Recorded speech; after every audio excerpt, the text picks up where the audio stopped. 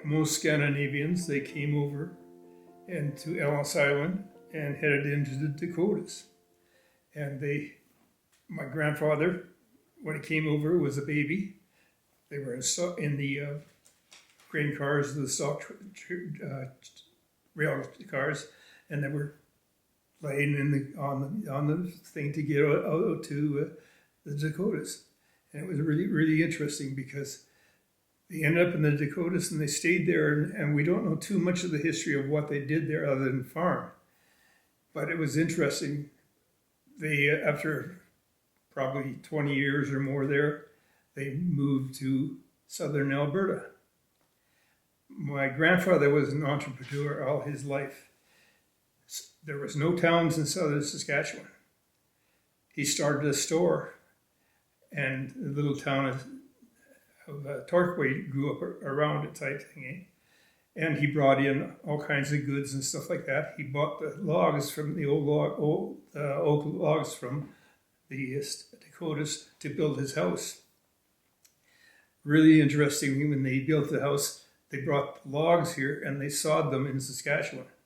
And I was in that house, and it was like an unbelievably hard house at that time.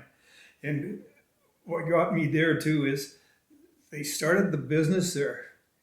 My grandfather, he became the largest case dealer. That's the days of thrashing machines and steam engines.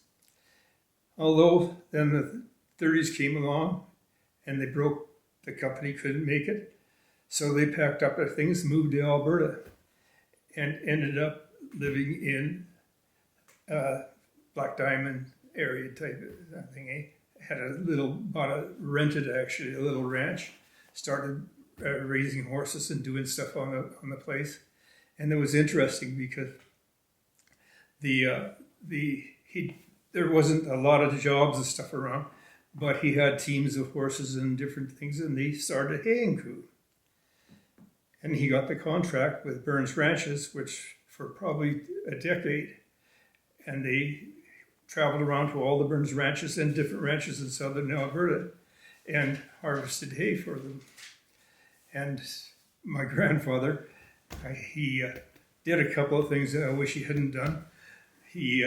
What he did was he was offered land by Talmy Farrell, who was the manager of Burns Ranches at that time, for some of this land, but my grandfather wouldn't buy it. It only could bring prairie wool every 3 years. And that land was now where the Chinook Center and the lake is out there, the Glenmore Reservoir. So you can imagine what that land would be worth today. But he was thinking practical as a farmer. He's not going to go there. Anyhow, it was really interesting. That part of the life, it doesn't seem it fits in with Bighorn, but in a way it does. He hired a lot of young men to do the haying. One of them was a young man named Ray Hill. Oh. He worked for him as a kid, and out there and cutting hay and doing whatever you do when you had stacking hay and whatever. The other fellow that we probably heard of is Hank Palliser. Oh. And Hank, till his dying day, if he saw me anywhere, we had a long talk. Of course, being head of brand inspections for the province, it was kind of really interested. And that's how we, in a way, kind of picked up some of our better brands and stuff like that. It's through him. So it was really quite interesting when the Bar U opened down south in there. He was there and he saw me across the crowd, and there's, 500, 600 people there. And he says, Dwight, come on, we got to put your brand on the boardwalk. Stuff like that. So all these connections all my life have been going like that. And as I said, that kind of fits into the story, because the idea of us going and starting a ranch, come up here, my dad has been looking for land and doing stuff. We'd gone everywhere from the Peace River to you name it, to find ranch land that was economical to ranch on. So anyhow, we ended up in the Water Valley area in the west of there, and it's through a lot of other connections like that. one uncle that was married to one of my aunts. They had a country jazz band and stuff like that, and they used to travel around all over southern Alberta and parts of Saskatchewan, playing band music and stuff like that. They had a regular orchestra. Eh? In fact, I found a clip of from a CBC one time that was showing this family. There were 8 kids in the family, so it was a big, big family, and they all went into merchandising, the same as their dad had, and it was really, really interesting that way.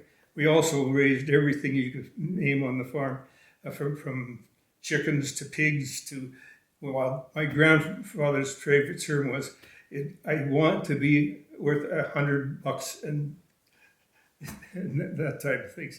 Well, which a buck is, of course, a male hog, eh? So it was kind of interesting the way he tied everything in. He never went out, even if he's slopping the pigs, without wearing a tie. So here I am in a family of people that are business oriented and we're looking, and they carried on like that. They had stores in Cayley and High River and Rocky View, Marwayne, all over the place. But they always were in agriculture too. We had at one time part of the old 44 Clare zone, and it's just one thing after another. Anyhow, we went and we found some land at Water Valley.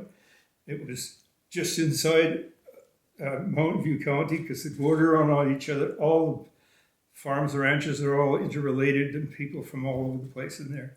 So it was really interesting how he managed to do all those kind of things. And my dad carried on the thing, trying to get all his 6 kids involved in it, how much they all have one way or another.